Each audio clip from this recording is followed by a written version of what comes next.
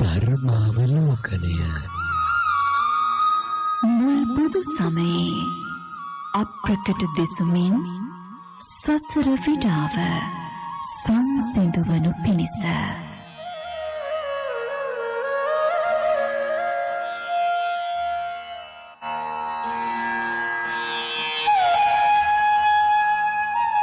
තෙරුවන් සරණ වේවා. කල යුතු යහපත අතහැර දමා නොකල යුතු අයහපතෙහි යෙදෙන හිස් වූ මානයෙන් උඩඟුව ප්‍රමාදීව කටයුතු කරන පුද්ගලයාගේ කෙලෙස් වැඩෙති. එවන් කෙලෙස් වලින් පිරුණු සිතෙහි යහපත් සංකල්පනාවක් උපදවා ගැනීම අතිශයින්ම අසීරු කාරණාවකි.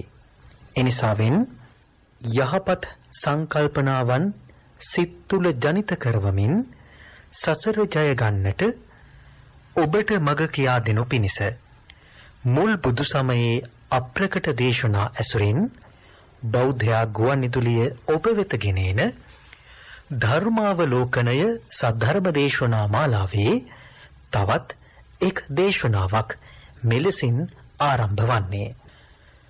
සදහැවතුනි, මේ උතුම් වූ දේශනාව සිදු කරන්නට අප සෑම දෙනා වෙත මෙත් සිතින් සුපුරුදු ලෙසම ධර්ම සභාවට වැඩම අවතාල මාලිගාවත්ත සුධර්මාරාම වාසී ත්‍රිපිටක ධර්මවේදී ගෞරව ශාස්ත්‍රවේදී අවසරයි පූජනීය හසලක සීල විමල ගෞරවනීය ස්වාමීන් වහන්සේ අපි নমස්කාර පූර්වකව පිළිගනිමු.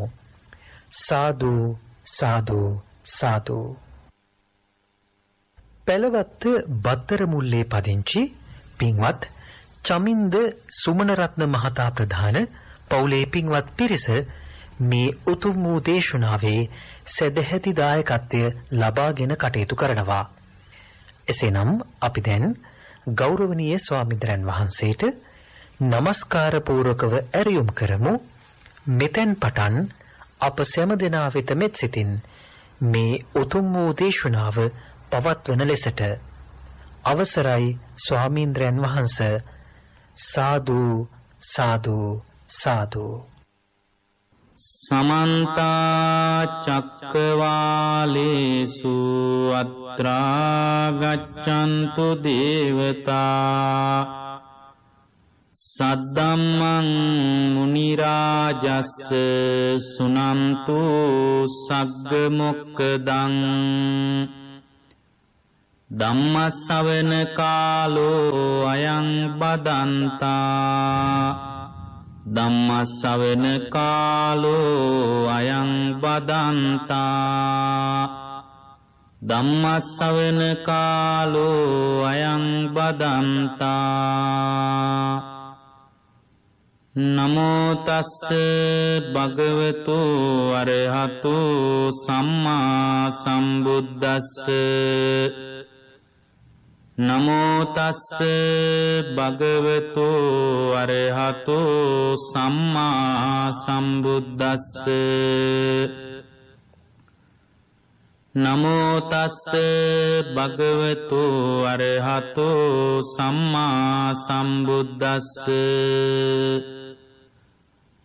චත්තාරෝ මේ භික්ඛවේ පුග්ගලා සන්තෝ සංවිජ්ජමානා ලෝකස්මින් කතමේ චත්තාරෝ නිකට්ඨකායෝ අනිකට්ඨ චිත්තෝ අනිකට්ඨකායෝ නිකට්ඨ චිත්තෝ අනිකට්ඨකායෝ ච අනිකට්ඨ චිත්තෝ ච නිකට්ඨකායෝ ච නිකට්ඨ චිත්තෝ චති.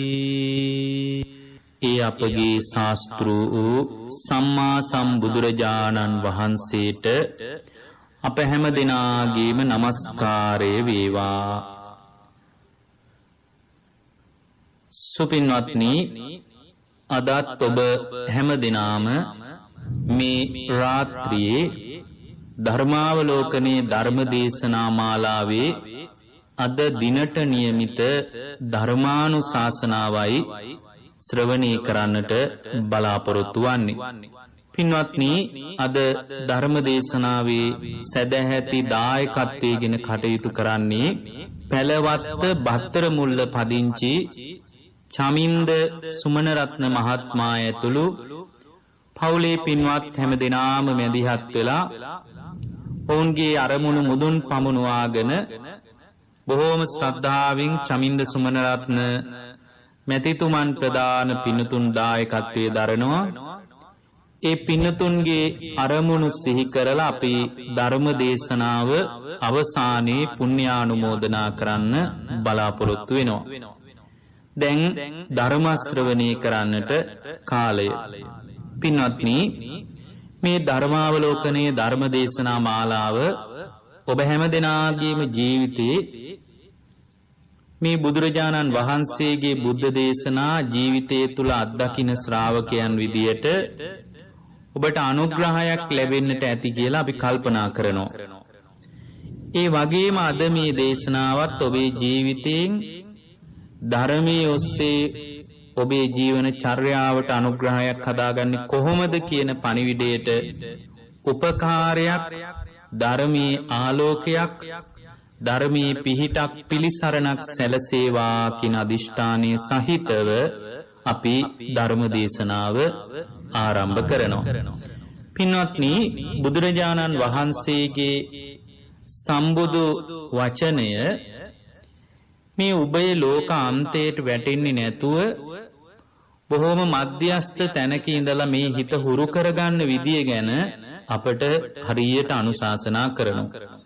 දැන් අපි සරණ ගිය ශාස්ත්‍රූන් වහන්සේගේ ජීවිතයටත් සම්බාධක පැමිණුණා නම්, කම්කටොළු ආවනම්, බොහෝ පිරිසක් බුදුරජාණන් වහන්සේට චෝදනා කළා නම් අපි වගේ සාමාන්‍ය පිරිසකට කතා කරන්නම දෙයක් නෑ කියලා උන්වහන්සේගේ චරිතය ඇසුරු කිරීමෙන් පවා අපිට හොයාගන්න පුළුවන්. ඒ කියන්නේ දේශනා කරපු ධර්මයේ නෙමෙයි, බුදුරජාණන් වහන්සේගේ චරිතය දිහා බලාගෙන ඉන්න එකම අපේ හිත මැදට පත් කරගන්න විශාල උදව්වක්.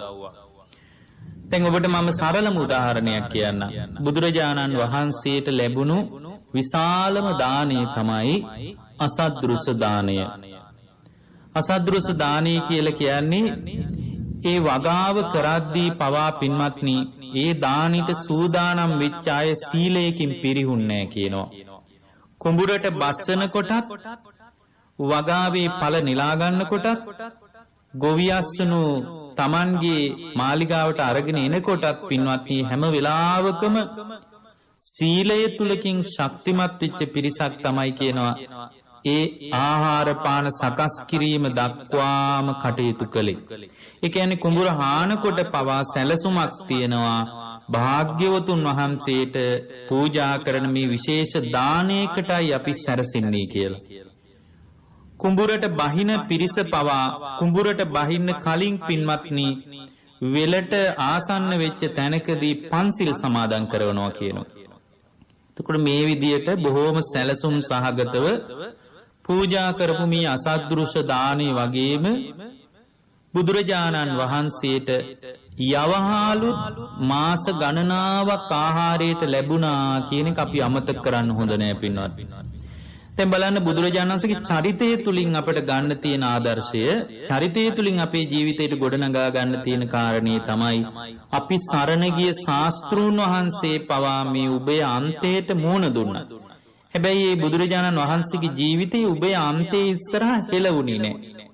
දැන් යවහාල් ලැබෙනකොට බුදුරජාණන් වහන්සේට ආනන්ද ස්වාමීන් වහන්සේ කියනවා, ස්වාමීනි, මේ වගේ ගොරෝසු ආහාරයක් අරගෙන ඔබ වහන්සේ වැඩ ඉන්න ඕනේ නැහැ. ස්වාමීනි, මේ වගේ ගොරෝසු ආහාර නෙමෙයි, ඔබ වහන්සේට ප්‍රණීත ආහාර පාන දෙන්න පිරිස බලාගෙන ඉන්නවා. ස්වාමීනි, මේ භූමිය අත්හැරලා යමු. ඒ වෙලාවේ බුදුරජාණන් වහන්සේ මතක් කරනවා, ආනන්ද, මේ පුරාණ හේතුඵල ටිකක් ගෙවන්න කියනවා. ආනන්ද, අතීතයේ මේ යවහාල් භෝජනයක් විදියට ලැබෙන විදියට තමයි අපේ ජීවිතයේ අතීතයේ සකස් වෙලා තියෙන්නේ කියනවා. ඒ නිසා ආනන්ද, අද වගේ දවසක මොන වගේ තැනකට ගියත් යවහල් හම්බ වෙන්නේ කියනවා. ඒ නිසා ආනන්ද මේ කාලේ දුෂ්කරයි තමයි, හැබැයි මේ යවහල් වළඳලා අපි මේ ජීවිතේ ගෙවලා දාන්න ඕන කියනවා. දැන් බලන්න මේ උභය අන්තයේ ඉදිරියේ භාග්‍යවතුන් වහන්සේ නොසෙල් වෙන විදියට Tamanගේ ජීවිතේ හිත හදාගන්න විදිය ගැන අපිට අදහසක් මතු කරවනවා. උන්වහන්සේගේ ජීවන චර්යාව තුළින් පවා අපිට ලස්සන ධර්ම පාඩමක් උගන්වනවා. දැන් අද වෙනකොට මිනිස්සු Tamanගේ ඇඟ සුවඳ කරගන්න ගොඩාක් දේවල් කළාට ඒ භාග්‍යවතුන් වහන්සේ දිහා බලාගෙන හරි උන්වහන්සේ දේශනා කරපු ධර්මයේ තුලින් හරි ඒ ආර්ය මහා සංඝයාගේ චර්යාවලින් හරි අපේ හිත හදාගන්න තැනකට අපේ ජීවිතේ ගොඩනගා ගන්නවා නම් ඒක ඊටාම සුළු පිරිසක් පින්වත්. දැන් අද පාරට බැස්සහම මිනිස්සු එක ගනුදෙනු කරද්දී අපට තේරෙනවා මේ කය ගැන පුදුම උනන්දුවක් තියෙනවා. Tamanගේ ශරීරයේ සුවඳවත් කරගන්න, සුවඳ විලවුන් ගල්ව ගන්න මිනිසුන්ට ලොකු උවමනාවක් තියෙනවා. සමහර මිනිස්සු ළඟින් යනකොට හරියට සඳුන් කරඬුවක් විවෘත කළා වගේ සුවඳයි. හැබැයි හිතට එබිලා බලනකොට, කතා කරලා බලනකොට, එයාගේ හිත දිහා පොඩ්ඩක් එයා කතා කරන විදියෙන්, ඇසුරු කරන විදියෙන් යම්තාක් දුරට හරි ධර්මයේ තුලින් බලනකොට අපට තේරෙනවා Tamanගේ කය සඳුන් කරඬුවක් විවෘත කළා වගේ සුවඳට තිබුණට හිත හරියට කුණු කාණුවක් වගේ පින්වත්නි. හිතේ කුණු වලින් වැහිලා ගිහින් ඉවරයි. ඒ නිසා කය සුවඳවත් කරගන්න එක තම තමන්ගේ කැමැත්තට කරගන්න පින්වත්නි. හැබැයි හිත සුවඳවත් කරගන්න විදිය, හිත නිකලෙස් කරගන්න විදිය, හිත පිරිසිදු කරගන්න විදිය අපගේ බුදුරජාණන් වහන්සේගේ ධර්මයේ තුලින් අපි කරගන්න ඕන දෙයක්. එහෙම නැති වුණොත් අපි හැමෝම විශාල අවදානමකට වැටෙන බව අපි පළවෙනියෙන් මතක තියාගන්න ඕන. පින්වත්නි, අද ධර්මාවලෝකනයේට අපි දේශනා කරන්න කල්පනා කළේ බුදුරජාණන් වහන්සේගේ බුද්ධ දේශනාවේ අන්තර්ගත වන බොහෝම ලස්සන දේශනාවක්. මේ දේශනාව තියෙන්නේ පින්වත්නි අංගුත්තර නිකායේ. අංගුත්තර නිකායේ දේශනා ගණනාවක් අපි මීට කලින් ධර්මාවලෝකණයෙන් ඔබට දේශනා කළා. අංගුත්තර නිකායේ තියෙනවා චතුක්ක නිපාතය කියලා මේ ධර්මකාරණා 4 බැගින් අන්තර්ගත වුණු කොටස. චතුක්ක නිපාතයේ තියෙන බොහොම සුන්දර දේශනාවක් නිකට්ඨ කාය සූත්‍රය කියලා. මෙන්න මේ නිකට්ඨ කාය සූත්‍රයේ ඇසුරෙන් තමයි පින්වත්නි අද ඔබට මේ දේශනාව දේශනා කරන්නේ. බුදුරජාණන් වහන්සේ මේ දේශනාව කරද්දී උන්වහන්සේ පටන් ගන්න මෙහිමයි දේශනාව. චත්තාරෝ මේ භික්ඛවේ පුග්ගලා සන්තෝ සංවිජ්ජමානා ලෝකස්මින් මහණෙනි, ලෝකේ පුද්ගලයන් 4 දෙනෙක් ඉන්නවා කියනවා. මේ පුද්ගලයන් 4 දෙනා තුල විවිධත්වයක් තියෙනවා. එතකොට අපට තේරෙනවා මිනිස්සු අතර කොහොමවත් විවිධත්වයක් තමයි තියෙන්නේ. මරණින් එහා පැත්තෙත් ඒ විවිධත්වය සාධාරණයි. මරණින් මෙහා පැත්තෙත් ඒ විවිධත්වය සාධාරණයි. පළවෙනි කෙනා තමයි පින්වත්නි නිකට්ඨ කායෝ අනිකට්ඨ චිත්තෝ. පළවෙනි කෙනා තමයි පින්වත්නි, දැන් බලන්න මේ බුදුරජාණන් වහන්සේ මේ දේශනාවේ පුද්ගලයා වර්ගීකරණය කරන්නේ කායික චර්යා සහ මානසික චර්යා මුල් කරගෙන. එතකොට සමහර වෙලාවට කායික චර්යා හොඳ වුණත් වැඩක් නැහැ, බරපතල විදියට මානසික චර්යා අපිරිසුදු වෙලා නම්. ඒ වගේම තමයි දැන් කය තියෙන තැන අදාළ සාධකයක් නෙමෙයි ධර්ම මාර්ගයේට මනස තියෙන තැනයි අදාළ වෙන්නේ කියන එකට බොහෝම ලස්සන දේශනාවක් තමයි මේ නිකට්ඨ කාය කියන සූත්‍ර දේශනාව. දැන් බලන්න මේ දේශනාවේ තියෙන චරිත අද ඉන්න සමාජයේ හැම තැනකින්ම පින්වත්නි අපට දකින්න ලැබෙනවා. දැන් ගොඩාක් දෙනෙක් ධර්මයේ හොයාගෙන යන තැන්, ධර්මයේ හොයාගෙන කරන කියන දේවල්, ධර්මයේ වෙනුවෙන් කියලා හිතාගෙන මිනිස්සු ගොඩනගා ගන්න හැසිරීම් චර්යාවන්, මේ සියල්ල පිළිබඳව අපිට බොහොම ලස්සන අදහසක් මේ දේශනාවට අනුව ගොඩනගා ගන්න පුළුවන්. ඒ වගේම තමයි ඔබට ධර්මයේ හොයනවා කියලා වැරදුණු විදිහක් තියෙනවා නම්, ඔබේ චර්යාවල දෝෂ තියෙනවා නම්, මේ වගේ සරල දේශනාවක් දිහා බලාගෙන පවා ඔබට වඩාත් නිවනට කිට්ටු වෙන තැනක් හොයාගන්න පුළුවන්. මොකද මේ දේශනාව ඊටාම කෙටි දේශනාවක් වුණාට අන්තර්ගත වන කාරණා ඔස්සේ Tamanගේ කය හදා ගැනීම, Tamanගේ මනස හදා ගැනීම, කය කුමන පදනමක තිබුණත් මනස සුරක්ෂිත කරගන්න විදිය මෙන්න මේ කාරණා පිළිබඳ භාග්‍යවතුන් වහන්සේ අවධාරණය කරලා මතක් කරලා දේශනා කරනවා. පින්වත්නි, පළවෙනි කෙනා තමයි නිකට්ඨ කායෝ අනිකට්ඨ චිත්තෝ. පළවෙනි පුද්ගලයා කියනවා එයාගේ කය තියෙන්නේ වනයේට සමීප වෙලා කියලා. හැබැයි හිත තියෙන්නේ වනයෙන් බැහැර වෙලා කියලා. දැන් වනයේ කියලා කියන්නේ දැන් ගොඩාක් දෙනෙක් ධර්මයේ හොයාගෙන අදත් පින්වත්නි වඩාත් කැලේකට යන්න කැමැත්තක් තියෙනවා.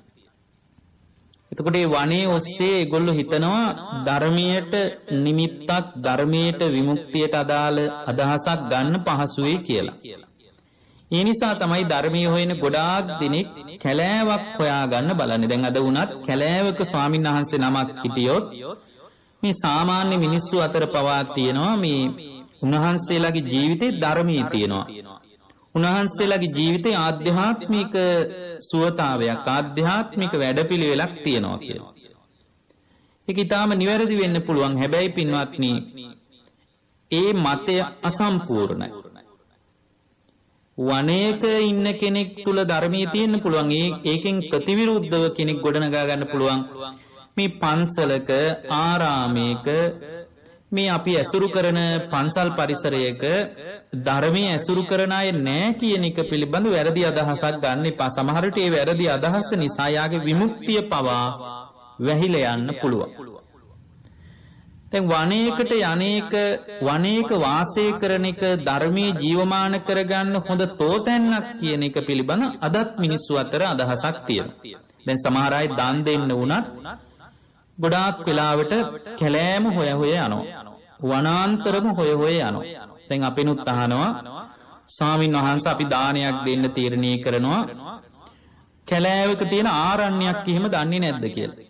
එතකොට ඒ කියන කතාව ඇස්සේ එයාගේ ශ්‍රද්ධාවේ විවිධ දෝෂ තියෙනවා කියලා බැලූ බැලමට අපට පේනවා.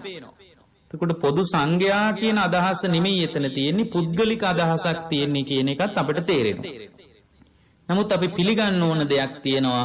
වනයේට වඩාත් සමීප වෙන එක, ඒ හුදෙකලාවට බැඳීම, ඇලීම, ධර්මයක් පුහුණු කරගන්න විශාල අනුග්‍රහයක් කියන එක අපි මතක තියාගන්න අවශ්‍යයි. දැන් බලන්න බුදුරජාණන් වහන්සේ මේ නිකට්ඨ කාය කියන සූත්‍රයේදී මතක් කරනවා පළවෙනියෙන් එක ශ්‍රාවකයෙක් ඉන්නවලු නිකට්ඨ කායෝ අනිකට්ඨ චිත්තෝ. එක ශ්‍රාවකයෙක් ඉන්නවා කියනවා වනයේට සමීප වෙච්ච කයක් තියෙනවා. ඒ කියන්නේ කැලෑවේ වාසය කරනවා. හැබැයි වනයෙන් බැහැර වෙච්ච සිතක් තියෙන කියනවා. ඇඟ කැලෑවේ තිබුණට හිත කැලෑවේ නෑ කියනවා.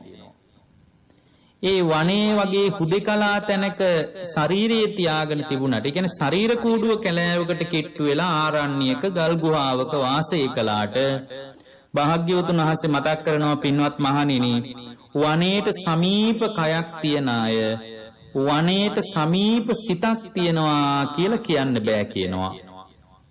දැන් බලන්න වනයේට සමීප වෙච්ච, දැන් හුදෙකලාවට සමීප වෙච්ච, තව විදිහකින් කිව්වොත් විමුක්තියට සමීප වෙච්ච, නිකලස් බවට කිට්ටු වෙච්ච කෙනෙක් ඉන්න පුළුවන් වනයෙන් බැහැර වෙච්ච කෙනෙක්.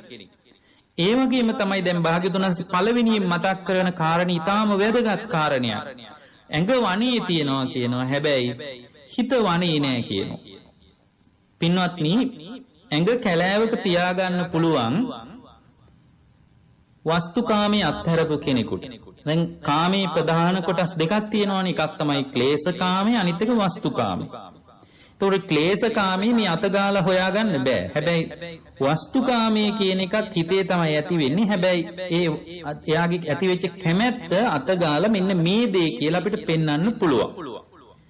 හැබැයි වස්තුකාමයේ එහෙම පෙන්වුවාට මේ ක්ලේශකාමයේ කියන එක එහෙම අතගාලා එහෙම පෙන්වන්න බෑ. හැබැයි මේ වස්තුකාමය ඔස්සේ තමයි වඩාත් ක්ලේශකාමයේ වැඩෙන්නේ. සමහර විට පින්වත්නි මේකේ කියවෙන ලස්සන ධර්ම කාරණයක් තමයි වස්තුකාමයේ අතහැරපු කෙනෙක් ඉන්න පුළුවන් වස්තුකාමයේ තියෙන කෙනෙකුට වඩා ක්ලේශකාමයේ තියෙන. වස්තුකාමයේ කියලා කියන්නේ හරියට මඩ වගේ. එතකොට ක්ලේශකාමයේ කියලා කියන්නේ හරියට මඩ ගඳ වගේ. දැන් ගොඩක් වෙලාවට අද සමාජයේ ඉන්නේ මඩක් තියෙනවා, මඩ ගඳක් තියෙනවා. හැබැයි මතක තියාගන්න පින්වත්නි, මඩ නැතුවත් මඩ ගඳ තියෙන්න පුළුවන්. ඒ කියන්නේ වස්තුකාමයේ නෑ, හැබැයි ක්ලේශකාමයේ තියෙනවා. දැන් වනයේට යනවා කියලා කියන්නේ පින්වත්නි, ආ වස්තුකාමයේ අතහැරලාද නැද්ද? එයා වස්තුකාමයේ අතහැරලා දාලා. එතකොට එයා ගෙදර අත්හැරලා, බිරිඳ අත්හැරලා, ඊට පස්සේ ස්වාමියා අත්හැරලා, දරුවෝ ටික අත්හැරලා, එයා හොයාගත්ත භෞතික දේවල් අත්හැරලා තමයි සමහර විට වනයේට සමීප වෙන්නේ. එතකොට වනයේට සමීප වෙච්ච කයක් එයාට තියෙනවා. හැබැයි වනයේට සමීප වෙච්ච කයක් තිබුණට පින්වත්නි, වනයෙන් බැහැර වෙච්ච හිතක් තියෙන කියනවා. නිකට්ට කායෝ අනිකට්ට චිත්තෝ. වනයේට ඇඟ කිට්ටු වෙලා තියෙනවා, හැබැයි සම්පූර්ණ හිත වනයෙන් එළියට ඇවිල්ලා. ඒතර වස්තුකාමයේ අත්හැරලා තියෙනවා, හැබැයි හිතේ ක්ලේශකාමයේ බරපතල විදියට මනසේ වැඩිගෙන එනවා. හරියට මඩ නෑ, මඩ ගඳ තියනවා වගේ. ඒතර වස්තුකාමයයි ක්ලේශකාමයයි දෙකම තියනවා කියලා කියන්නේ මඩක් තියනවා, මඩ ගඳක් තියනවා. හැබැයි මඩ නැතුවත් පින්වත්නි, මඩ ගඳ කියන එක පවතින්න බැරිද? පවතින්න පුළුවන්. ඒ නිසා බුදුරජාණන් වහන්සේ හරි ලස්සනට අපිට උගන්වනවා, එක ශ්‍රාවකයෙක් ඉන්නවා කියනවා, වනයේට සමීප වෙච්ච කයක් තියෙන්නේ කියනවා. එයා හැම වෙලාවකම ඇඟ හුදෙකලාවේ තියාගන්න හදනවලු. හැබැයි හැම වෙලාවකම වනයෙන් බැහැර වෙච්ච සිතක් තියෙන්නේ කියනවා. පින්වත්නි, මොකද්ද මේ වනයෙන් බැහැර වෙච්ච සිත කියලා කියන්නේ? වනයෙන් බැහැර වෙච්ච සිත කියලා කියන්නේ හුදෙකලාවේ ඇඟ තියාගෙන ඉන්නවා. හැබැයි මනස තුල කාම සංකල්පනා බරපතල විදියට උඩුදුවනවා. කැලෑවේ ඉන්නවා, හුදෙකලාවේ ඉන්නවා, ආරාමේ ඉන්නවා, පන්සලේ ඉන්නවා, පොයට පන්සලට යනවා, සිල් ගන්නවා, ඒ ගුණධර්ම ඔක්කොම දියුණු කරනවා. හැබැයි බරපතල විදියට, භයානක විදියට, අනතුරුදායක විදියට ද්වේෂය කියන මනෝභාවය වැඩිගෙන එනවා. ඒ වගේම බුදුරජාණන් වහන්සේ මතක් කරනවා, එයා ධර්මයට කිට්ටු වෙච්ච ඇඟක් තියාගෙන ඉන්නවා, ධර්මයේ පවතිනවා කියලා හිතාගෙන ඉන්න භූමියක එයාගේ ශරීරේ පවත්වනවා. ඒ පවත්වන ජීවිතයේ තුල එයාගේ අර ව්‍යාපාද, විහිංසා කියන ස්වභාවය පවතින්නේ නැහැ කියනවා. එතකොට මේ කාම සංකල්පනා, ද්වේෂ සංකල්පනා, හිංසා සංකල්පනා එක තමයි යාගේ ජීවිතේ පවතින්නේ. එතකොට අපිට තේරෙනවා පන්සලේම හිටියත් වැඩක් නැහැ, කැලෑවේම හිටියත් වැඩක් නැහැ, ආරාමයේම හිටියත් වැඩක් නැහැ. එහෙමත් නැත්නම් ධර්මයේ කතා කරන පිරිසක් බොහොම කිට්ටුවෙන් ඇසුරු කළත් වැඩක් නැහැ. ඇඟ එතන තියෙන කිතා වැදගත් සාධකයක් නෙමෙයි. වැදගත්ම සාධකය තමයි වනයේට සමීප වෙච්ච කයක් තියනවා වගේම වනයෙන් බැහැර නොවුණු හිතක් තියාගන්න එක. ඒ කියන්නේ කාමයට, ද්වේෂයට, හිංසාවට බැහැගත් නැති හිතක් ගොඩනගා ගන්න එක ඊටාම වැදගත් දෙයක්. ඔන්න පළවෙනි කාරණේ භාග්‍යවතුන් වහන්සේ මේ දේශනාවේ මතක් කරනවා. වනයේට සමීප වෙච්ච කයක් තියනවා, පිරිසක් ඉන්නවා, හැබැයි වනයෙන් බැහැර වෙච්ච හිතක් තමයි එයා තුල තියෙන්නේ. ඊට පස්සේ පින්වත්නි, බුදුරජාණන් වහන්සේ දෙවෙනි කාරණේ විදියට අපට පෙන්නනවා, අනිකට්ට කායෝ නිකට්ට චිත්තෝ. ඒ තමයි උන්වහන්සේ දේශනා කරනවා විස්තර කරලා. තවත් පුද්ගලයෙක් ඉන්නවා කියනවා, වනයෙන් බැහැර වෙච්ච කයක් තියනවා කියනවා, හැබැයි වනයේට සමීප වෙච්ච හිතක් තියෙනවා. මොකද්ද දෙවෙනි කාරණේ? වනයෙන් බැහැර වෙච්ච කයක් තියෙන්නේ. යාට හුදෙකලාවේ ඇඟ තියාගන්න වෙලාවක් නැහැ. දැන් අද නම් නිතර ආරාමවලට, පන්සල්වලට සංඝයාට සමීප වෙන්න විදියක් නැහැ. හැබැයි වැදගත්ම දෙයක් එයාගේ ජීවිතයේ තියෙනවා, වනයේට සමීප වෙච්ච හිතක් තියෙනවා. ඒක හරිම ලස්සන දෙයක්. බුදුරජාණන් වහන්සේ ඒ කාරණේ හරිම ලස්සනට පැහැදිලි කරනවා. කතංච භික්කවේ පුද්ගලෝ අනිකට්ට කායෝ හෝති අනිකට්ට චිත්තෝ. මහණෙනි, මේ කොහොමද පුද්ගලයා කයින් ගමේ වාසය කරද්දී හිතින් ගමෙන් පිටමන් වෙලා වාසය කරන්න කියනවා. ඉද බික්කවේ ඒකච්චෝ පුද්ගලෝ නහේවකෝ අරඤ්‍ය වනපත්තානි පන්තානි සේනාසනානි පටිසේවಂತಿ. බුදුරජාණන් වහන්සේ දේශනා කරන මහණෙනි, කොහොමද පුද්ගලයෙක් වනයෙන් කය බැහැරව තියාගෙන කොහොමද වනයේට සමීප වෙච්ච හිතක් හදාගන්නේ කියනවා.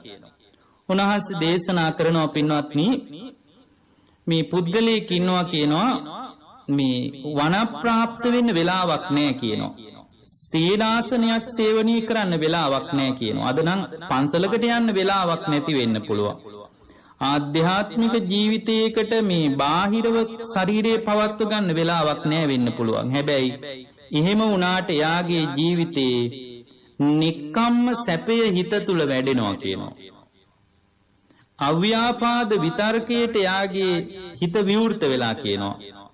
අවිහිංසා විතර්කයේ තුල වාසය කරමින් තමයි එයා ජීවිතේ ගෙවන්නේ කියනවා. අන්න බලන්න, හිතට කෙලෙස් වලට වැඩෙන්න දෙන්නේ නැහැ. හැබැයි හැම වෙලාවකම පන්සල් යන්නේ නෑ. යාට සමහර විට පන්සල් යන්න බැරි වෙන්න හේතු තියෙන්න පුළුවන්. හැම වෙලාවකම ආරාම වලට යන්න යාට වෙලාවක් නෑ.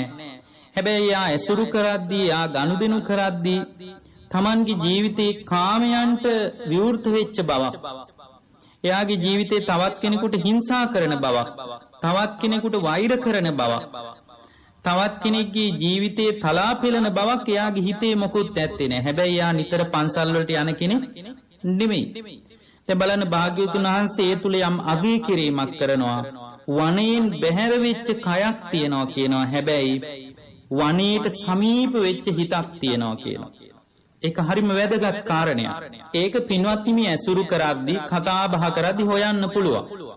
සමහර විට නිතර ආරාම වලට, නිතර පන්සල් වලට, නිතර හාමුදුරුවෝ ඇසුරු කරන්නේ නැති කෙනෙක් ඉන්න පුළුවන්. හැබැයි එයා මේ කෙනෙක්ගේ වචන ඉස්සරහා, කෙනෙක් වැඩ කරන විදියට, මේ කෙනෙක්ගේ බාහිර ඇසුර නිසා එයා පිරිහෙන්නේ නැහැ. එයාගේ ආධ්‍යාත්මය පිරිහෙන්න දෙන්නේ නැහැ. කාමයන්ට බැහැගත්ත හිතක් නැහැ. හැබැයි සමහර කෙනෙක් ඉන්න පුළුවන් අර පළවෙනියෙන් කියපු කෙනා වගේ. යා කැලෑවේ ඉන්නවා, පන්සලේ ඉන්නවා, ආරාමේ ඉන්නවා, හතර පොයේටම සිල් ගන්නවා. හැබැයි යාගේ ජීවිතේ ඉන්ද්‍රිය සංවරයක් නැහැ. හැම වෙලාවකම කාමයට බැහැගත්ත ජීවිතයක් තියෙන්නේ.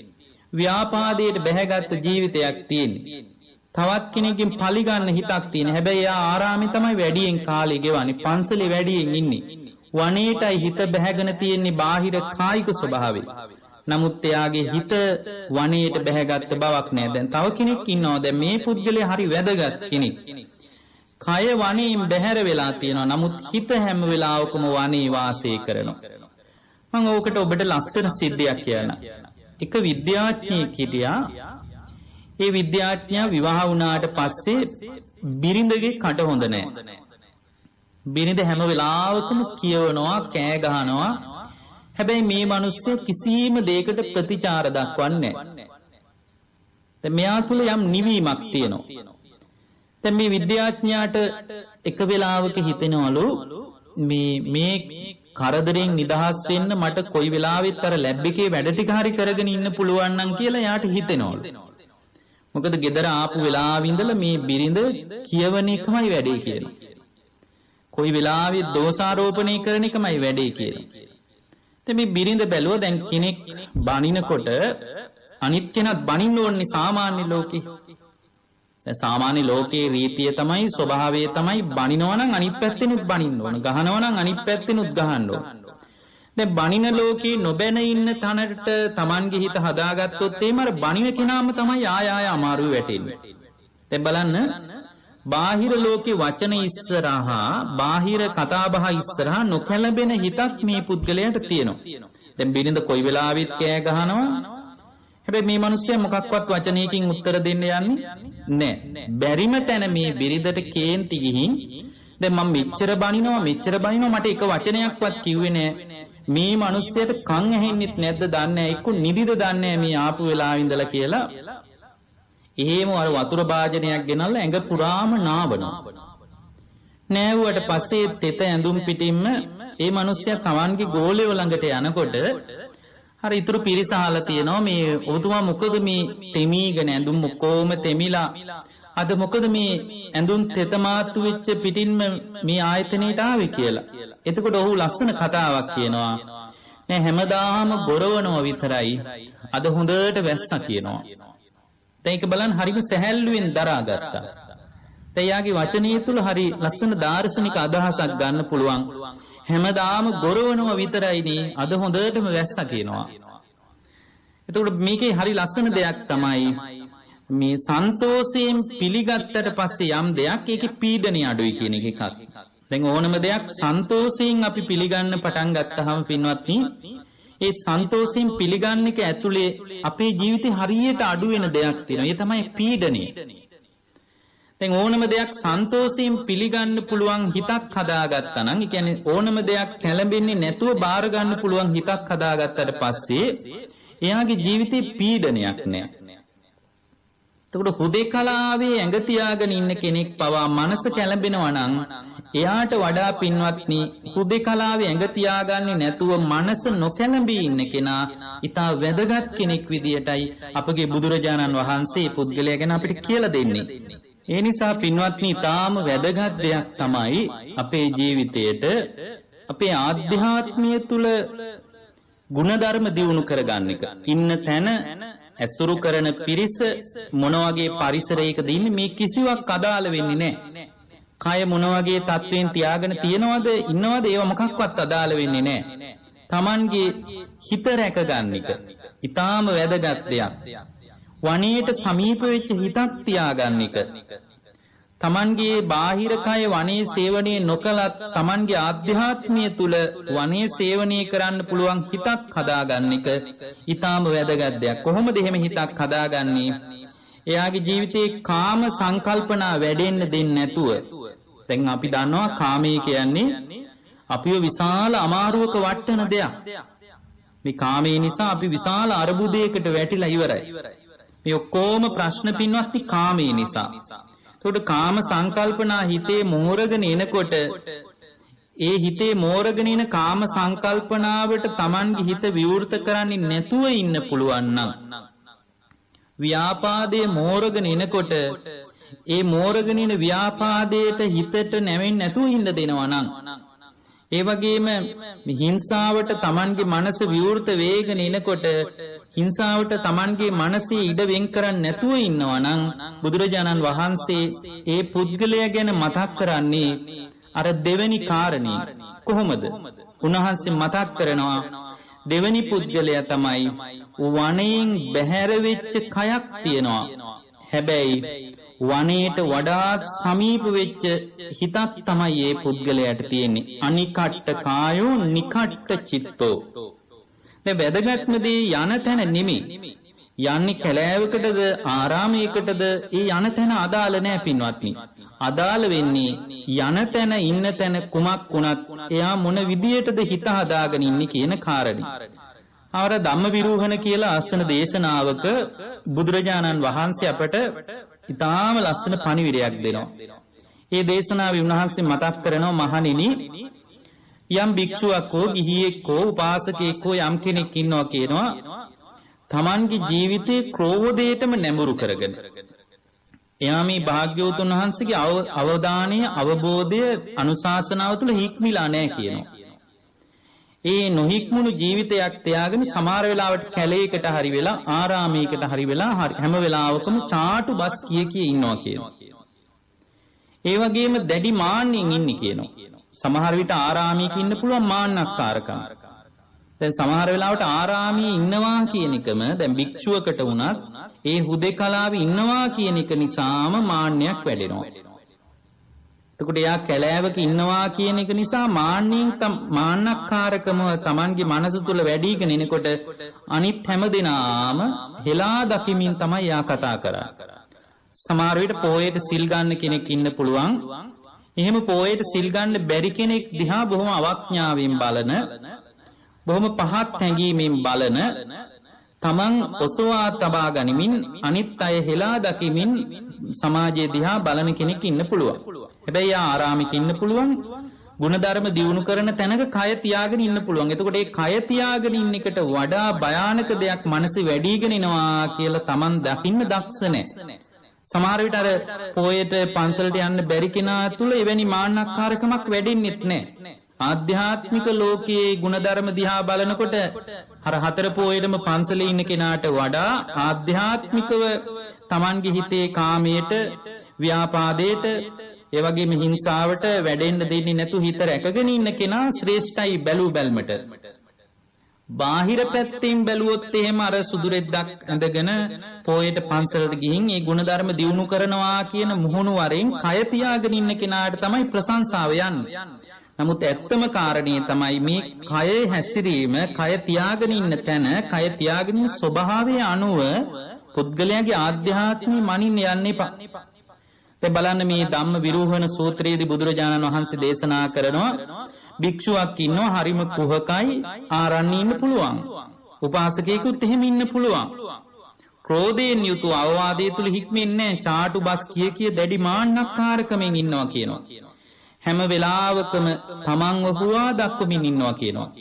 ඔසවාගත් කෙලෙස් අන් ඇතු ඉන්නේ කියනවා. සමාහිත හිතක් නැහැ කියනවා. අසමාහිත හිතින්ම ඉන්නේ කියනවා.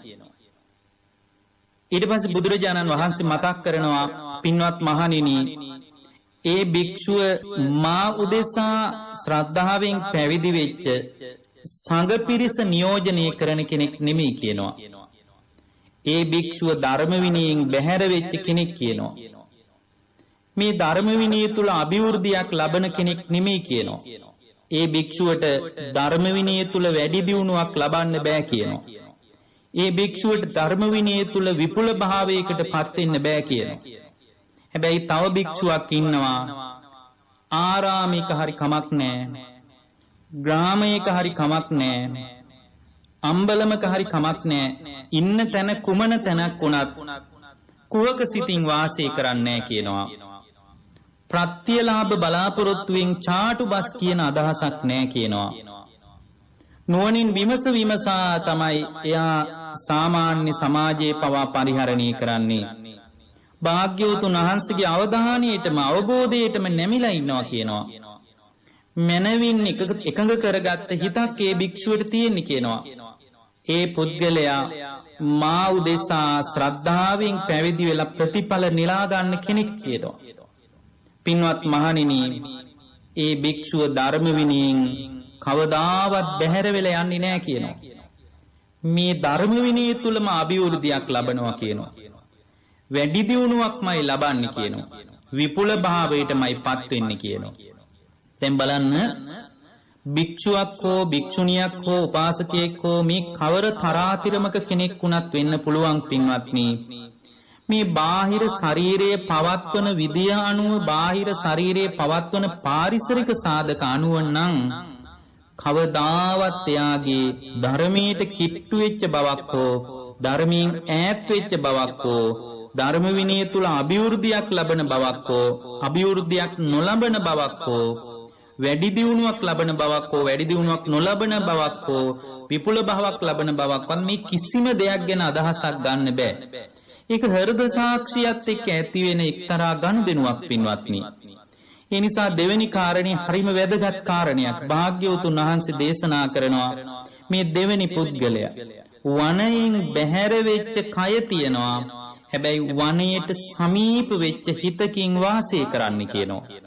තුන්වෙනි කෙනා තමයි පින්වත්නි භාග්‍යවතුන් වහන්සේ දේශනා කරනවා අනිකට්ඨ කායෝ අනිකට්ඨ චිත්තෝ. ඒක භාග්‍යවතුන් වහන්සේ විස්තර කරනවා. කතංච භික්කවේ පුද්ගලෝ අනිකට්ඨ කායෝච හෝති අනිකට්ඨ චිත්තෝච. ඉද භික්කවේ ඒකච්චෝ පුද්ගලෝ නහේවකෝ අරඤ්‍ය වන පන්තානි පත්තානි සේනාසනානි පටිසේවಂತಿ. සෝ තත්ත කාම විතක්කම්පි විතක්කේති. ව්‍යාපාද විතක්කම්පි විතක්කේති. විහිංසා විතක්කම්පේ විතක්කේති. එවං කෝ භික්කවේ පුද්ගලෝ අනිකට්ඨ කායෝච හෝති අනිකට්ඨ චිත්තෝ. මහණෙනි, කොහොමද පුද්ගලයෙක් කයින් ගමින් පිට නොවි සිතිනුත් ගමින් පිට නොවි වාසය කරන්නේ? දැන් තවත් සරලව කිව්වොත් වනයෙන් බැහැර වෙච්ච කයක් සහ වනයෙන් බැහැර වෙච්ච හිතක් තියෙනවා. ඒ කියන්නේ යාගේ හැසිරීම තුල ධර්මයක් ඇත්තෙත් නැහැ. එයා බාහිරට පේන්න යාගේ කිසිම ධර්මයක් තියෙන බවක් පේන්නේ නැහැ. බාහිරින් බැලූ බැල්මට මේ කායික හැසිරීම් කායික චර්යාවන් තුල ධර්මයක් ඇසුරු කරන බවක් පේන්නේත් නැහැ. ඒ වගේම අවංකව හිතේ එවැනි වාසය කිරීමකුත් ඇත්තේ නැහැ කියනවා. උන්වහන්සේ දේශනා කරනවා මේ සමහර පුද්ගලයෝ ඉන්නවා කියනවා ආරණ්‍යකින් සේනාසනයකින් ලබන්න පුළුවන් පිළිසරණ ඇසුරකින්වත් ලබන්න කැමැත්තක් නැහැ කියනවා. ඒ වගේ මෙයා හිත තුලත් එහෙමයි කියනවා. හිතේ කාම විතර්කද, ව්‍යාපාද විතර්කද, විහිංසා විතර්කද බරපතල විදියට වැඩෙනවා කියනවා. දැන් ඒ වගේ පුද්ගලයෙක් බුද්ධ දේශනාව කුමන පදනමකින්වත් අගය කරලා නැහැ. අද ඉන්න සමහර බෞද්ධ මුහුණුවරින් ඉන්න අයගේ පවා පේනවා හැසිරීම තුලත් එයාලගේ ජීවිතේ ධර්මයක් තියෙන බවක් පේන්නේ. අදින පළඳින විදියෙන්, කන බොන විදියෙන්, ඒ වාසස්ථාන කරන තැන් වලින්, ඇසුරු කරන පිරිසෙන් මේ කිසිම දෙයකින් බාහිරින් බැලුවහම ඒගොල්ලන්ගේ බෞද්ධකමක්වත් බෞද්ධ සම්භවයක්වත් පේන්නේ නැහැ. හැබැයි එයාලගේ ජීවිතේ හිත තුලත් එවැනි ආකාරයටමයි වැඩෙන්නේ. හිත තුලත් ධර්මයක් තියෙන බවක්, හිත තුලත් ගුණ ධර්මයක් වැඩිගෙන එන බවක් අපට පේන්නේ නැහැ. ඒකට ඒ වගේ පුද්ගලයෙක් පින්වත්නි බෞද්ධ කියන ලේබල් එක යටතේ හිටියත් එයාගේ ජීවිතේ සුගතියකට ගෙනියන්න බෑ ඒ බෞද්ධ කියන නාමය නිසා. එයාගේ ජීවිතේ සමහර විට ඒ වගේ කෙනෙකුත් අන්‍යාගමික කෙනෙකුත් අතර ලොකු වෙනසකුත් පින්වත්නි හොයන්න පුළුවන්කමක් නැහැ. ඒ වගේ පිරිස අතරත් ඒ බෞද්ධ කියන නාමය ඔස්සේ ගොඩනගාගත්ත නාම මාත්‍ර මේ බුද්ධ ශ්‍රාවක භාවය ඔස්සේ එහෙමත් නැත්නම් වෙනත් ආගමක මුහුණුවරකින් හැදිච්ච ඒ අන්‍යාගමික ස්වභාවය තුලත් විවිධත්වයක් නැහැ. ඒ සියලු දෙනා තුලම බෞද්ධයන් විදියට සැබෑ බුද්ධ ශ්‍රාවකයන් විදියට බලනකොට ඒකාකාරී බවක් තමයි අපිට දකින්න ලැබෙන්නේ. ඊළඟට බුදුරජාණන් වහන්සේ හතරවෙනි කෙනා මතක් කරනවා නිකට්ඨ කායෝච නිකට්ඨ චිත්තෝ. ඒ කියන්නේ පින්වත්නි ඒ පුද්ගලයා වනයේට සමීප වෙච්ච කයක් තියෙනවා, වනයේට සමීප වෙච්ච හිතක් තියෙනවා. දැන් මුලින් අපි පළවෙනි පුද්ගලයා ගැන කියද්දි කිව්වා වනයේට සමීප වෙච්ච කයක් තියෙනවා, හැබැයි වනයෙන් බැහැර වෙච්ච හිතක් තියෙන්නේ කියලා. දෙවෙනි කාරණේ අපි කියද්දි කිව්වා වනයෙන් බැහැර වෙච්ච කයක් තියෙනවා, හැබැයි වනයේට සමීප වෙච්ච හිතක් තියෙනවා කියලා. ඒක අපි අගය කරලා බොහෝම අර ධර්ම විරෝහණ සූත්‍රයෙන් ලස්සන ධර්ම කාරණා ටිකක් කියා අපි ඔබට ඒක අවධාරණය කළා. ඒතකොට කෙනෙක් හිතන්න පුළුවන් ඇත්ත තමයි මේ වනයේකට යන්න ඕනේ කැලෑවල මොකටද ධර්මයක් පුහුණු කරන්නේ, ওই කැලෑවලට ගිහින් වැඩක් නැහැ, හුදේකලා වැඩක් නැහැ, මේ ඉන්න තැන්වලම කාලා බීලා හිත රැකගෙන හිටියාම හරි කියලා. මේ වගේ අදහසක් සමහර පැවිදි පාර්ශවයේ කෙනෙකුට පවා ඇති වෙන්න පුළුවන්. කැලෑවල වැඩක් නැහැ ගිහින් හුදේකලාවේ මොන ධර්මයක්ද, මේ ඇසුරු කරන සමාජයේ තමයි හැම වෙලාවකම ගැටෙන්න ඕන දේවල් තියෙන්නේ, මේ ගැටෙන්න ඕන දේවල් ඔස්සේ නොගැටී හිත හදාගෙන හිටියාම හොඳයි. හැබැයි පින්වත්නි බලන්න බුදුරජාණන් වහන්සේ හතරවෙනි පුද්ගලයා හරියට ආගේ කරනවා. කවුද? නිකට්ඨ කායෝච නිකට්ඨ චිත්තෝ. උන්වහන්සේ මතක් කරනවා කතංච භික්කවේ පුද්ගලෝ නිකට්ඨ කායෝච හෝති නිකට්ඨ චිත්තෝ. ඉද භික්කවේ ඒකච්චෝ පුද්ගලෝ අරඤ්ඤ වනපන්තානි පන්තානි සේනාසනානි පටිසේවಂತಿ. සෝ තත්ත නික්ඛම් විතක්කම්පි විතක්කේති.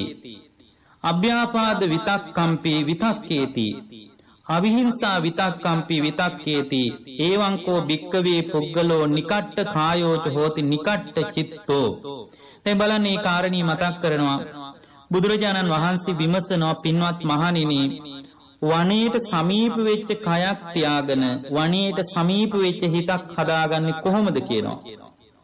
වනයේට සමීප වෙච්ච හුදේකලාවට ඇලුණු ආරණ්‍ය වලට ප්‍රියමනාප වෙච්ච ස්වභාවයක් හිතේ ඇති කරගන්න කිතාම වැදගත් අවස්ථාවක්. ඒක ප්‍රතික්ෂේප කරන්න පුළුවන් අවස්ථාවක් නෙමෙයි පින්වත්නි. ඒත් එක්කම එයාගේ හිතත් රැකගෙන ඉන්නවා. කොහොමද හිත රැකගෙන ඉන්නේ? එයාගේ ජීවිතේ නික්කම් විතර්කයට හිත විවෘත වෙලා කාමයන්ට ලෝකෙ විවෘත වෙච්ච හිතක් නෙමෙයි තියෙන්නේ. හුදේකලාවට ඇලිලා වනාන්තරයක ආරණ්‍යයක වාසය කරනවා. ඒත් එක්කම එයාගේ ජීවිතේ නික්කම්ම සැපේ වැඩිගෙන එනවා. අව්‍යාපාදේ වැඩිගෙන එනවා. විහිංසාව වැඩිගෙන එනවා. ඒකට විහිංසාව වැඩිගෙන එන ගමන් එයා Tamanගේ ශරීරයත් හුදේකලාවට ආරණ්‍යයට වනයේට කිට්ටු වෙච්ච බවක් තියෙනවා. කායික වශයෙන්ුත් වනයේට කිට්ටු වෙච්ච බවක් මානසික වශයෙන්ුත් වනයේට කිට්ටු වෙච්ච බවක් කියලා කියන්නේ පින්වත්නි මෙන්න මේ කාරණයයි. එතකොට ඒ ගත කරන ජීවිතයේ පිළිබඳ හරිම ලස්සන අදහසක් මම ඔබට අර එක තැනක තියෙනවා පින්වත්නි මේ සුභා තෙරණියගේ අපදානයේ තියෙනවා මේ සුභා තෙරණියගේ අතීත ජීවිතය ආවර්ජනය කරලා ඇයගේ හිතේ උපන් ලස්සන අදහසක් මේ තේර ගාථාවේ තියෙනවා. මේ තේර ගාථාවේ තියෙනවා මේ මම හොඳටම තරුණ කාලේ සුදු ඇඳගෙන මම නිකමට වගේ බුදුරජාණන් වහන්සේ මුණ ගැහෙන්න ගියා.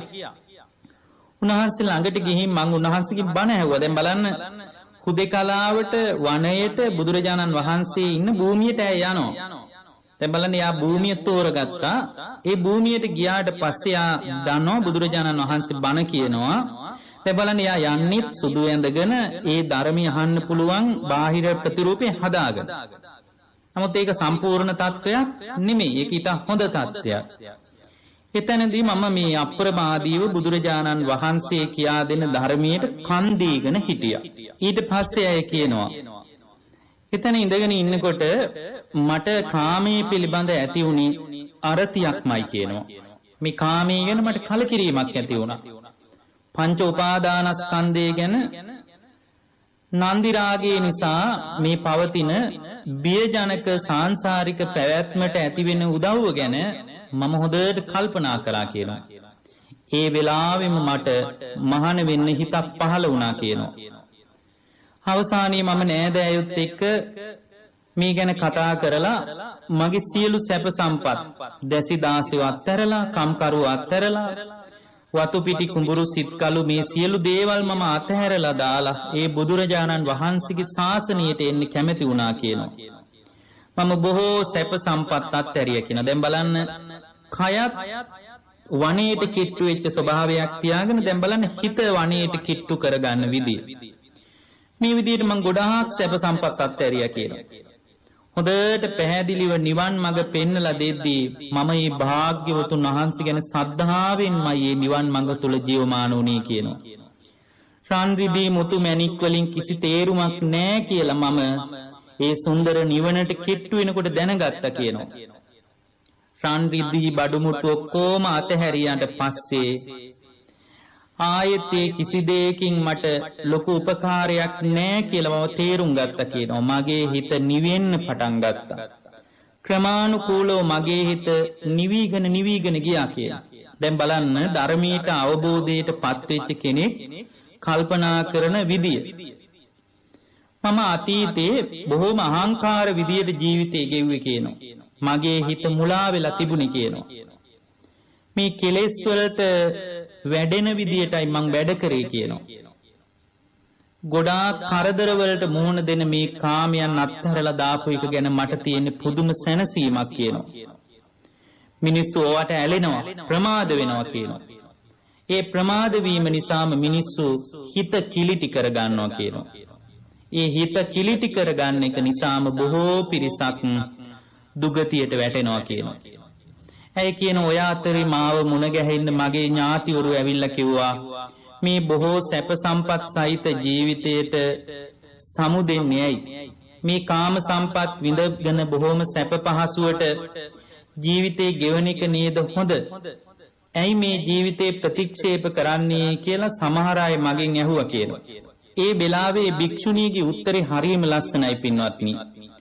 උපසග්ගෝ භූම රූපෝ කාමෝ සප්ප සිරූපමා යේ බහලා අභිනන්දන්ති අන්ධ භූතා පුතුජන. මේ කාමයේ කියන්නේ හරියට භයානක උවදුරක් වගේ කියනවා. භයානක සර්පයෙකුගේ හිසක් වගේ කියනවා. අන්ධ බාල පුතග්ජන සත්‍යෝ මේ කාමයේ පිළිගන්නේ හරි ආසාවෙන් කියනවා. හැබැයි මගේ හිත නිවිලා තියෙන්නේ කියනවා. මේ නිවිච්ච හිත ආයේ කාමයට බැහැ ගන්නෑ කියනවා. මේ කාමයේ විසින් මිනිස්සයා පිස්සු වටනවා කියනවා. උන්මාදනා උල්ලපන. ඒ වගේම මේ Tamanගේ ජීවිතේ වික්ෂිප්ත කරලා දාන්න මේ කාමයට පුළුවන් කියනවා. මාර්යා අටවපු උගුලක් වගේ මේ කාමී කියනවා. දැන් බලන්න හිතත් වනයේට කිට්ටු වෙච්ච කෙනෙක්ගේ හිතේ මේ කාමයේ පිළිබඳ ඇති වෙන අදහස. එතකොට හිත වනයේට කිට්ටු වෙනවා කියන්නේ මොකක්ද මේ දේශනාවට අනුව පින්වත්නි? හිත වනයේට කිට්ටු වෙනවා කියන්නේම නික්කම්මයට බැඳෙනවා. නික්කම්මයට වඩා කිට්ටු වෙනවා කියන එකයි. එතකොට මේ හිත වනයේට කිට්ටු කරගන්නේ නැතුව හිතන්න එපා පින්වත්නි. මේ කාම කියන මඩගෝරුවේ ඉඳගෙනම රහත් වෙනවා කියලා දෙයක් ලෝකේ කවදාවත් අපට අත්දකින්න පුළුවන්කමක් නැහැ පින්වත්නි. දැන් මේ සුන්දර චරිතවලිනුත් අපට අද මේ කතා කරපු දේශනාවිනුත් අපට තේරෙන එක දෙයක් තමයි හැම වෙලාවකම Tamanගේ කය වනයේට කිට්ටු වෙලා ආරණ්‍යයට කිට්ටු වෙලා භාවනා මධ්‍යස්ථානයට කිට්ටු වෙලා පන්සලට කිට්ටු වෙලා තියාගත්තට වැඩක් නැහැ. Tamanගේ හිතේ කෙලෙස් එනකොට ඒ කෙලෙස් වලට ප්‍රතිචාර දක්වන එක නතර කරලා දැම්මේ නැත්තම් පින්වත්නි දැන් කාමයට උනත් අපි තුල දක්ෂතාවයක් තියෙන්න ඕන. ආරණ්‍යක හරි කමක් නැහැ, gedara හරි කමක් නැහැ. මේ කාමී නිසා අපිව අමාරුවේ වටනවා කියලා අපේ බුදුරජාණන් වහන්සේ අපිට හරියට අනුශාසනා කරලා තියෙනවා. එතකොට මේ අනුශාසනා තුලින් කාමයේ බිහිසුණු දෙයක් විදියට අපේ හිතින් දකින්න බැරි නම් එයා කය විතරක් කැලෑවක තියාගෙන හිටියට වැඩක් නෑ පින්වත්නි. දැන් ඔබ පුරුද්දක් කරගන්න ඉරියව්වකින්වත් Tamanගේ කෙලෙසයන්ට ප්‍රතිචාරයක් දක්වන්නේ නැතුව ඉන්න බලන්න. දැන් ඇත්තටම පින්වත්නි ලස්සන දෙයක් කියන්නම් ඔබට. අපි ඉරියව්වකින්වත් යම් දෙයකට ප්‍රතිචාර දක්වන්නේ නැත්නම් කිසි දෙයක් අපිත් එක්ක පවතින්නේ නැහැ. ඒක කෙලෙස් ධර්ම වලටත් පොදුයි. දක්ෂ වෙන්න රාගය ඇති වෙනකොට ඉරියව්වකින්වත් ප්‍රතිචාර දක්වන්නේ නැතුව මේ ව්‍යාපාදයේ තුල විහිංසාව තුල නික්කම්මයේ තුල Tamanගේ ජීවිතේ ගොඩනගා ගන්න. එතකොට ඉරියව්වකින්වත් ප්‍රතිචාර දක්වන්නේ නැතුව ඉන්න කෙනෙක්ගේ ජීවිතයේ තුල ඒ කාමයන් වල විශාල ගනුදෙනුවක් ඇති වෙන්නේ නැහැ. දැන් බලන්න ප්‍රතිචාර දක්වන එක නැවැත්තුවොත් ඒ සියලු සම්බන්ධතා කඩාගෙන වැටෙනවා. දැන් විවාහයට පත් වුණු කෙනෙක් දැන් බිරිඳ කතා කරද්දී ඒ බිරිඳත් එක්ක කතා කරන්නේත් නැහැ. ඊට පස්සේ ගෙදර වැඩපළ කරද්දී වෙන කිසිම දෙයකට ප්‍රතිචාර දක්වන්නේ නැහැ. එතකොට දෙන්න දෙපැත්තට වෙලා තමයි ජීවිතේ ගෙවන්නේ. කියන්නේ කිසිම වචනයකටවත් එයාගේ චර්යාවකටවත් එයා හිතන පතන දෙයකටවත් පුද්ගලයා ප්‍රතිචාර දක්වන්නේ නැහැ. දැන් විවාහ වෙච්ච දෙන්නෙක් කිසිම හේතුවක් නිසා වචනවලට ප්‍රතිචාර දක්වන්නේ නැත්නම් එයාගේ චර්යාවන්ට ප්‍රතිචාර දක්වන්නේ නැත්නම් පින්වත්නි ඒ දීගයේ වැඩි කාලයක් පවතීද? පවතින්නේ නැහැ. ඒ විවාහ ජීවිතේ ඉක්මනින් නවතිනවා. කොමක් නිසාද? එයා ප්‍රතිචාර දක්වන එක නතර කරලා දාපු නිසා. ඒ නිසා පින්වත්නි මේ අපේ තියෙන කෙලෙස් සංකල්පනාවලට උනත් අපි ප්‍රතිචාර දක්වන එක නවත්තුවොත් මොන විදියටද? ඉරියව්වකින්වත් ප්‍රතිචාර දක්වන්නේ නැතුව ඉන්න පටන් ගත්තොත් එහෙම ඒ කාමයන් එක්ක කෙලෙස් එක්ක පවතින ගනුදෙනුව નિરાයාසයෙන් අයින් වෙලා අපිව නිවෙන්න පටන් ගන්නවා. දැන් එතකොට අපිට තියෙන ප්‍රශ්නය තමයි අපි අත්දකින දේ තමයි අපිට තේරෙන දේ තමයි එහෙමනම් පින්වත්නි මේ කෙලෙසේ නෙමේ ප්‍රශ්නය ප්‍රතිචාර දැක්වීමයි ගැටලුව. ඒ නිසා මේ වගේ දේශනාවකින් බලාගෙන අපිට පුළුවන් නම් අපේ ජීවිතේ වැඩෙන කෙලෙස් ධර්ම වලට ප්‍රතිචාර දක්වන්නේ නැතුව ඉන්න විදියට හිත හදා ගන්න පුළුවන් නම් හිතත් කැලෑවක තියාගන්න පුළුවන්. වනයේට සමීප වෙච්ච ශරීරයක් සහිතව වනයෙන් බැහැර නොවුණු හිතක් හදා ගන්න පුළුවන්. එහෙම නැති වුණොත් ගිහි පැවිදි අපි හැමෝටම වෙන්නේ වනයේට සමීප වෙච්ච ආරණ්‍යයකට සමීප වෙච්ච ඇඟක් තියාගෙන ආරාමයෙන් බැහැර වෙච්ච හිතක් තියාගෙන උඩ බලාගෙන කෙලෙස් වලින් විඳව විඳවා ඉන්නයි පින්වත්නි අපි හැම දිනාටම සිද්ධ වෙන්නේ. ඒ නිසා ඔබ හැම දිනාටම අද මේ කියපු දේශනාව ජීවිතයට ඉතා හොඳ ධර්ම පාඩමක් වෙලා වනයේට සමීප වෙච්ච ධර්මයට සමීප වෙච්ච බාහිර ප්‍රතිරූපයක් බාහිර ශරීරයක් කියන එකත් ගොඩනගා ගනිමින් ඒකත් ඉතා වැදගත් අවස්ථාවක්. වනයේට සමීපව ශරීර ස්වභාවයේ තියාගෙන ඉන්න එක සංඝයාට වඩාත් කිට්ටු වෙන එක ආරාමයට වඩාත් කිට්ටු වෙන එක මේ සියල්ලම වැදගත්. ඒ සියලු බාහිර කාරණාත් එක්ක වනයේට සමීප වෙච්ච හිතක් ඒ කියන්නේ ව්‍යාපාදයේ තුල විහිංසාව තුල නික්කම්මයේ තුල ගොඩනගිච්ච ජීවිතයක් අපට ධර්මයේ තුලින් ගොඩනගා ගන්නට මේ දේශනාව උපකාර වේවා කියන අදිෂ්ඨානෙන් අපි ධර්මාවලෝකනයේ ධර්ම දේශනාව නිමා කරනවා. ඔබ හැම දිනාටම ඔබේ ජීවිතයේ ධර්මාවලෝකනයම පහළ වේවා කියලා අපි අදිෂ්ඨාන කරනවා. පින්වත්නි, අද අපේ මේ උතුම් ධර්ම දේශනාවේ සදැහැති දායකත්වයේගෙන කටයුතු කරන්නේ පැලවත්ත බත්තර මුල්ල පදිංචි චමින්ද සුමනරත්න මහත්මයා ඇතුළු පවුලේ පින්වත් හැම දෙනාම අපි විශේෂයෙන්ම ආශිර්වාද කරනවා. අද මේ දේශනාවට දායකත්වයේ දරපු චමින්ද සුමනරත්න මහත්මයා ඇතුළු හැම දෙනාගේම ජීවිතයට ධර්මයේ පිහිට පිළිසරණ යහපත උදා වේවා. මේ ධර්මයේ තුලින් තමාන්ගේ කායික මානසික සුවතාවයේ පිණිසම මේ උතුම් කුසල් උපකාර වේවා. චමින්ද සුමනරත්න මහත්මයාට ඊ타ම ඉක්මනින් මේ බුද්ධ ශාසනයේදී වහවහ උතුම් ධර්මාවබෝධයේ පිණිසම මේ කුසල් බලවත් වේවා කියලා අපි අදිෂ්ඨාන කරනවා. ඒ වගේම චමින්ද සුමනරත්න මහත්මයා ඇතුළු පින්වත් හැමදෙනාම බලාපොරොත්තු වෙනවා තමන්ගේ නමින් මිය පරලෝකීය එම් සුමනරත්න පියතුමාටත් නන්දා වික්‍රමරත්න මෑණියන්ටත් ආර් සිරිසේන මහත්මයා ඇතුළු එතුමන් ඇතුළු පවුලේ හැම දෙනාගේම නමින් මිය පරලෝකීය සංසාරගතව මියගිය සියලු ඥාතීන්ට පුණ්‍යානුමෝදනා කරන්නට ඒ පින්තුන් බලාපොරොත්තු වෙනවා. සුමනරත්න පියතුමන් වික්‍රමරත්න මෑණියන් ඇතුළු හැම දෙනාගේම ජීවිතේට සාංසාරික වශයෙන් ධර්මයේ පිහිට පිළිසරණ අභිවෘද්ධිය සැලසේවා. හැම දිනාගේම ජීවිතයට ධර්මයේ පිහිටම උපකාර වේවා. මියගිය සියලු ඥාතීන්ගේ සංසාරගත ජීවිතේ වඩා සුගතිගාමී කර ගනිත්වා. හැම දිනාටම මේ උතුම් කුසල් නිවන් පිණිසම බලවත් වේවා කියලා ඒ පිණුතුන් අදිෂ්ඨාන කරනවා. සෙත් ප්‍රාර්ථනා කරන්න බලාපොරොත්තු වෙනවා සුජීවත්ව සිටින සුමනරත්න මෑණියන්ටත් වික්‍රමරත්න පියාණන්ට සහ දයාබරණීය පුතණුවන් වන තිහාල් කියන පුතාටත් හසිත්මා දුවටත් නිලුක්ෂී සුමනරත්න මහත්මිය සහ සිසිල් පරාක්‍රම මහත්මයා ඇතුළු පවුලේ හැම දිනාගේම ජීවිතයට ධර්මයේ පිහිට පිළිසරණ සැලසේවා. යහපතක් වේවා. තමන්ගේ ජීවිතයට මිලෝ වශයෙන් කායික යහපත මානසික යහපත නිදුක් බව නිරෝගී භාවය සුවපත් භාවය දීර්ඝායුෂ සම්පන්නිය පිණිසම මේ උතුම් කුසල් උපකාර වේවා. විශේෂයෙන්ම චමින්ද සුමනරත්න මහත්මයා ඇතුළු පවුලේ හැම දෙනාටමත් ධර්ම ශ්‍රවණය කරපු ලොකු කුඩා ඔබ හැම දෙනාටමත් මේ ධර්මයේ පිහිට පිළිසරණ තුලින් සිතක් ශාන්තියක් යහපතක් අභිවෘද්ධියක්ම වේවා. කිසිදු රෝග පීඩාවක් කායික මානසික පීඩාවක් නොවේවා. හැම දිනාටම නිවන් පිණිස මේ ධර්ම දානමේ පින බලවත් වේවා කියලා අපි අදිෂ්ඨාන කරනවා. සියලු දෙවියන්ටත් අනුමෝදනා කරනවා. සියලු දෙවියෝ අප රට ජාතිය සම්බුද්ධ ශාසනයේ ගෞතම බුදුසසුන බොහෝ කල් රැකීවා.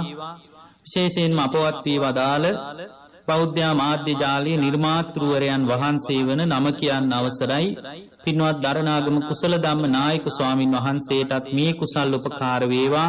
සියලු දෙවියන් ප්‍රදාන අපේ පින්වත් නායක මාහිමිපාණන් වහන්සේ ඇතුළු සියලු දෙනාගේ සංසාරගත ජීවිතේ සුගතිගාමී වේවා.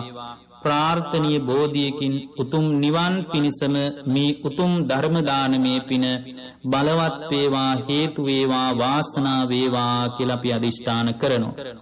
ඒ වගේම මේ මොහොතේ අපහසුතාවයට පත්ව සිටින ජන ජීවිතය වෙනස් වී තිබෙන නිවසේ සිට මේ දේශනාවට කන් දුන්න නිරන්තරයෙන් ධර්මීය ජීවිතයට රෝපණය කරගන්න අවශ්‍යයි කියලා කල්පනා කරන ඔබ සියලු දෙනාටත් මේ ලංකාවේ පවතින මේ කොරෝනා වෛරසයෙන් පීඩා විඳින සියලු දෙනාට එවැනි පීඩාවකින් වහවහ අත මිදීම පිණිසත් රෝග පීඩාවන් ඉක්මනින් සමනය වෙලා සාමාන්‍ය තත්වයට Tamanගේ ජන ජීවිතේ පවත්වාගෙන යන්නත් මේ පින් උපකාර වේවා.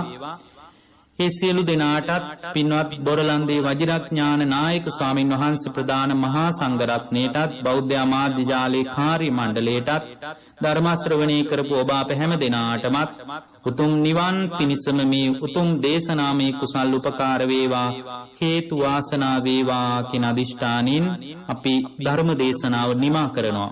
ඔබ හැම දෙනාටම තෙරුවන් සරණයි. සාදු සාදු සාදු. මුල් බුදු සමයේ අප්‍රකට දේශනා ඇසුරින් බෞද්ධ ගුවන්විදුලිය ඔබ වෙත ගෙනෙන ධර්මාවලෝකනය සද්ධර්ම දේශනා මාලාවේ තවත් එක් දේශනාවක් මෙලෙසින් නිමාවට පත්වන්නේ.